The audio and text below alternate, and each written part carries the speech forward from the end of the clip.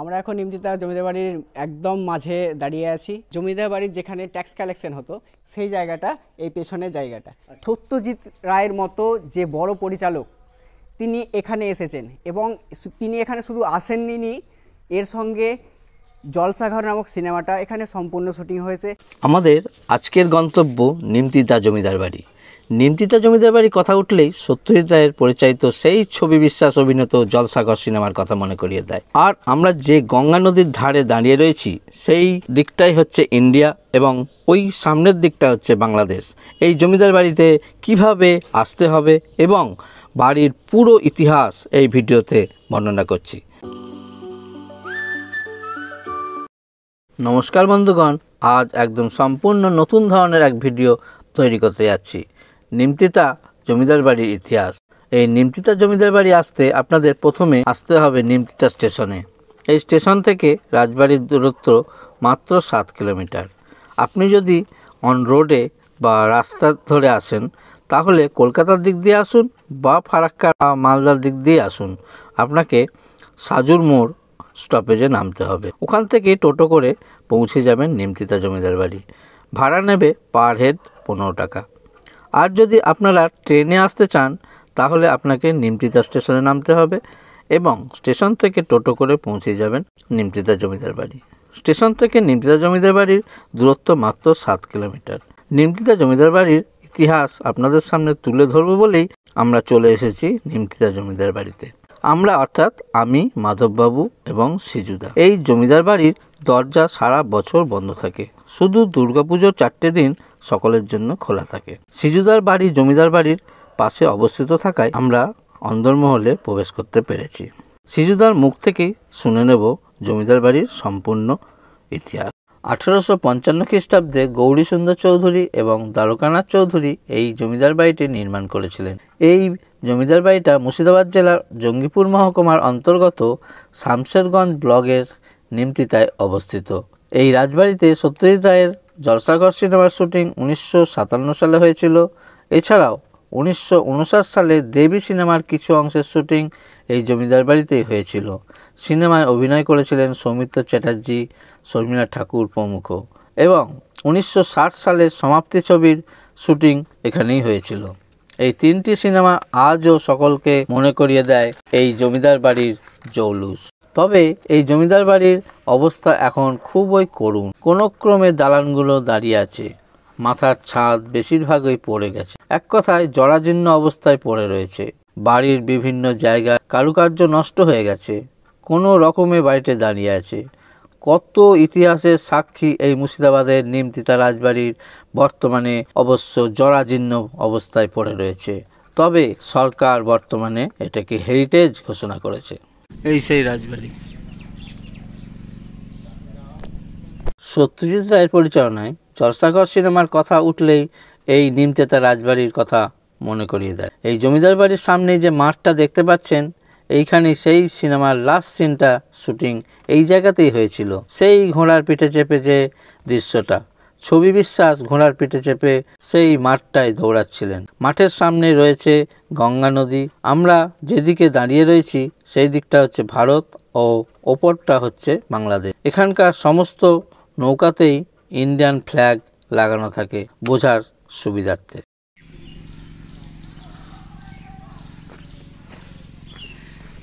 পুরো রাজবাড়িটা আপনাদেরকে ঘুরিয়ে দেখাচ্ছি।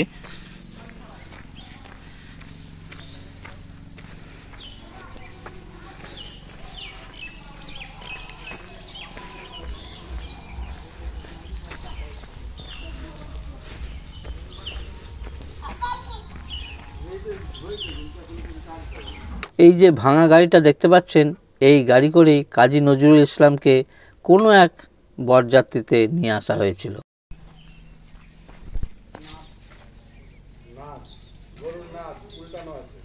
ও, খাবার খায় এখানে না, ওটা উল্টানো আছে।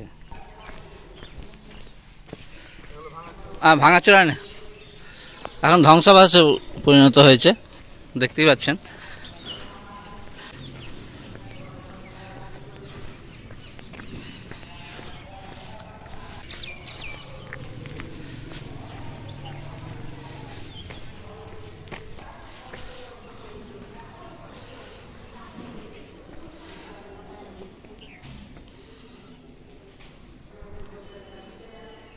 এখানে রাজবাড়ি ঢোকার দুটো পথ, একটা হচ্ছে মেন দরজা যেটা গঙ্গার দিকে, সেটা এখন বন্ধ আছে। আমরা পিছনের দরজা দিয়ে রাজবাড়ির ভিতরে প্রবেশ করছি।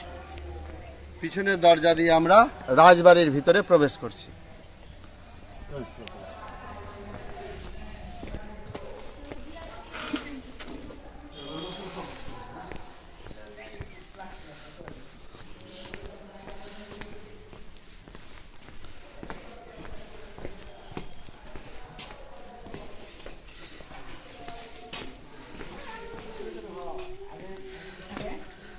এগুলো সব ছোট ছোট এক একটা ঘর, বাহ, এগুলো সব ছোট ছোট এক একটা ঘর।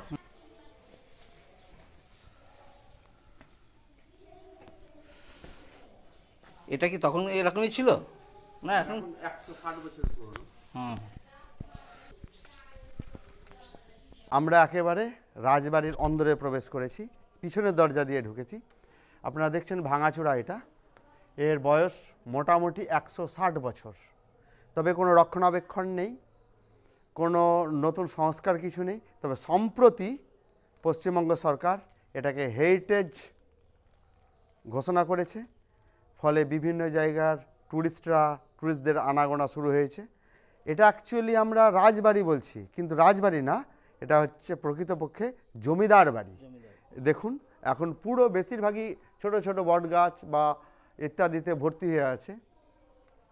তাই আমরা সেকেন্ড অন্দরে প্রবেশ করছি। দেখুন আমরা আজ থেকে 30 বছর এসে যা দেখেছি একই রকম হুবহু আছে। দেখে মনে হবে ভাঙাচোরা বিল্ডিং ভেঙে পড়ে যাবে, কিন্তু একই রকম অক্ষত আছে। বিগত আমি অন্ততপক্ষে 30 বছর ধরে দেখছি। আমরা এখন নিমতিতা জমিদার বাড়ির একদম মাঝে দাঁড়িয়ে আছি এবং আমার পিছনে যে জায়গাটা দেখছেন এই জায়গাটাতে সেই জমিদার বাড়ির যে রান্নার কাজ, সেইখানে রান্নার কাজগুলো হতো এবং এইখানেই এখান থেকে সব খাবারগুলো ডিস্ট্রিবিউট হতো। ভিতরটা একটু দেখে রন্ধনশালাটা একটু রন্ধনশালাটা দেখে নেবেন।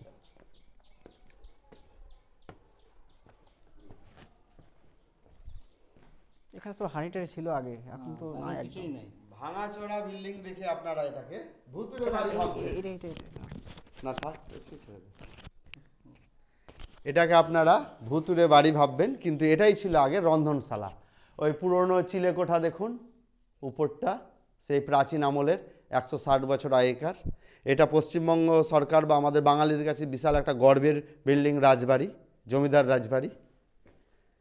আমরা প্রত্যেকটা জিনিস দেখুন অন্দরের।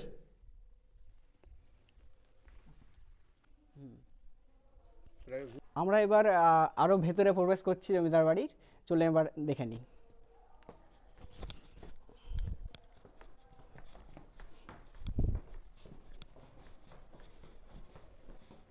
এটা কিসের ঘর ছিল? এটা একটা ছোট ছোট ঘর।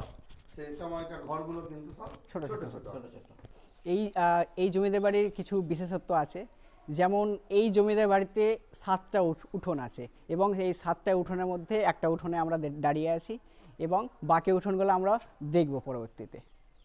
এদিকে একটু আসবেন।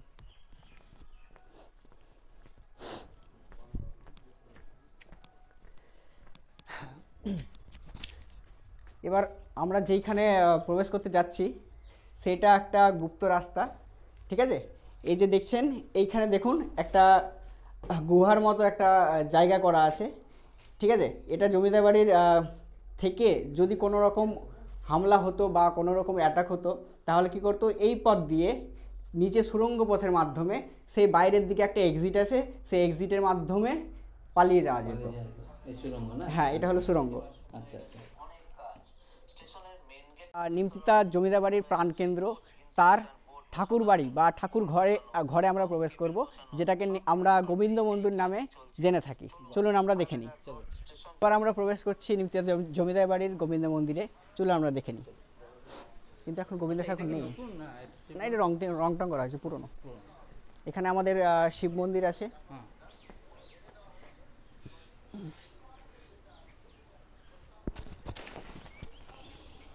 আমরা এখন দাঁড়িয়ে আছি নিমতিতা জমিদার বাড়ির সেই গোবিন্দ মন্দিরের সামনে।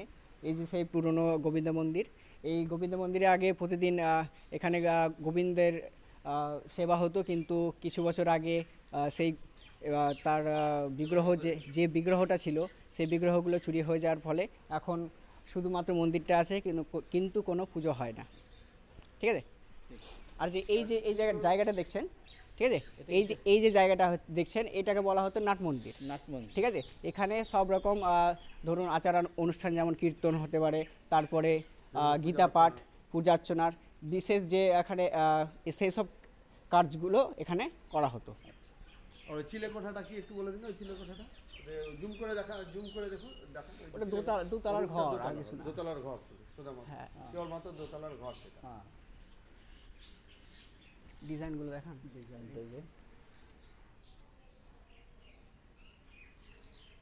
এই কাজগুলো কি তখনকার দিনের কাজ? হ্যাঁ, এই কাজগুলো সেই তখনকার দিনের প্রায় 160 বছর আগেকার সেই কাজগুলো, এবং ছাদগুলো রিনোভেট করা হয়েছে পরে, কিন্তু কাজগুলো সেই একই রকম।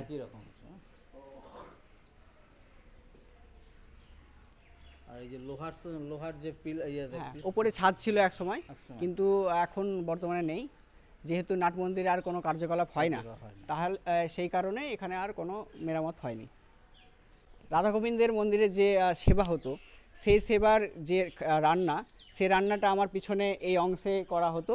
এখন প্রায় ভগ্নস্তূপে পরিণত হয়েছে, তার এর কোনো মূল্য নেই। আচ্ছা, এবার নাট মন্দির, এটা ব্যাকগ্রাউন্ডে বলে দিই, আপনি দেখান। নাট মন্দির যে আছে, এই নাট মন্দিরের যে ছাদ ছিল সেটা এখন ছাদ নাই, তবে প্রাচীনকালের যে শাল কাঠের, লোহার পরিবর্তে শাল কাঠ দিয়ে ঢালাই করা হতো, সেই শাল কাঠটা আপনারা দেখুন।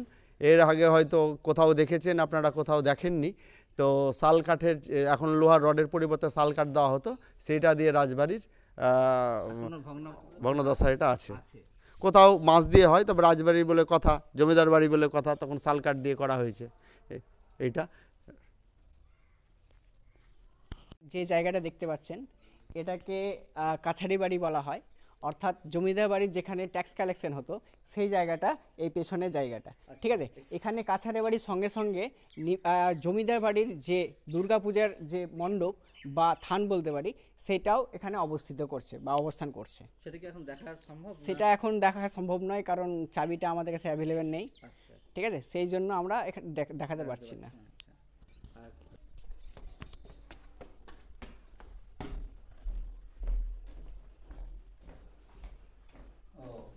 এই যে এটা দেখছেন, এটা হলো আমাদের দুর্গা মন্দির, আর এটা পুরোটা কাছারি বাড়ি।